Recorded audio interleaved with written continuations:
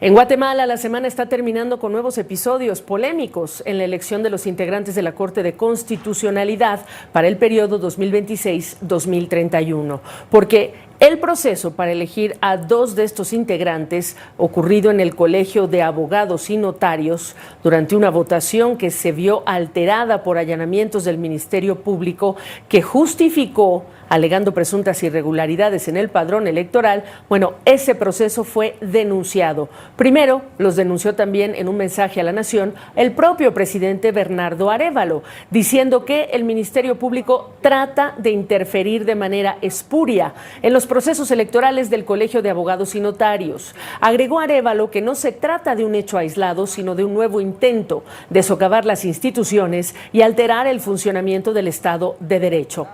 Por su parte, la misión de la Organización de Estados Americanos también destacó el hecho en un comunicado, expresando su más enérgica condena, dijo, y profunda alarma por los hechos. Agregó que estas acciones en centros de votación, mientras el proceso electoral se encuentra en curso, es una actuación de altísimo riesgo constitucional, dice, por interferir materialmente con el ejercicio del libre sufragio, generar un efecto intimidatorio sobre electores y autoridades electorales gremiales, arriesgar la cadena de custodia del material electoral y afectar la continuidad, validez y legitimidad del escrutinio de estos resultados. Así lo describió en un comunicado esta misión de la OEA.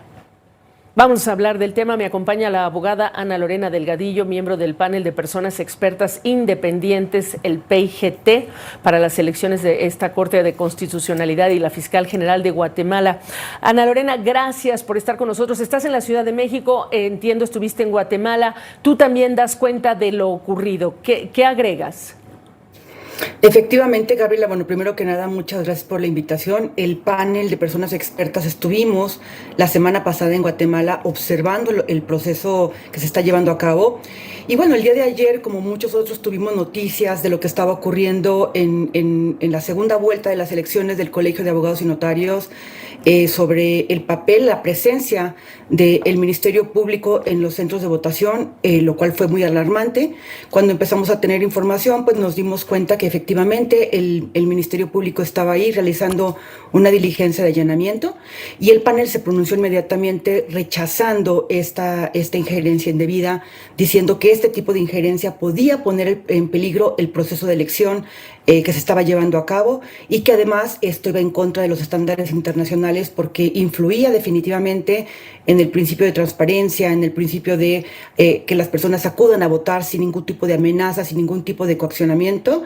Y ahí pues lo que sucedió fue que, digamos, gracias a la presencia internacional, gracias a la prensa y gracias a toda la presión que hubo de muchísimos actores, pues se logró que las elecciones siguieran su curso y tuvieran resultados. Efectivamente, llegaron a buen puerto, pero este episodio, ¿qué les dice a ustedes como observadores internacionales en términos de el camino y los desafíos que hay que sortear para realmente lograr un proceso de elección en el Poder Judicial de Guatemala exitoso?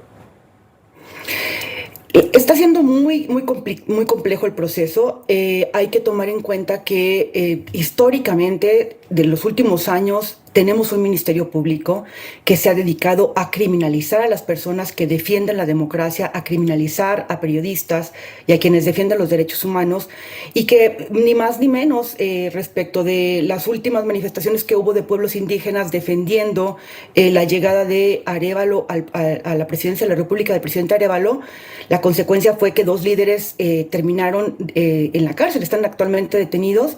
Entonces se ha utilizado al Ministerio Público como un instrumento para doblegar, para tratar de doblegar y para tratar de interferir en las elecciones. Afortunadamente, creo que lo que hay que decir es que nosotros observamos es que a pesar de esto, a pesar de los tropiezos, a pesar de que tampoco hay un poder judicial que esté dando toda la batalla para frenar estas injerencias indebidas del Ministerio Público, hay una ciudadanía muy organizada.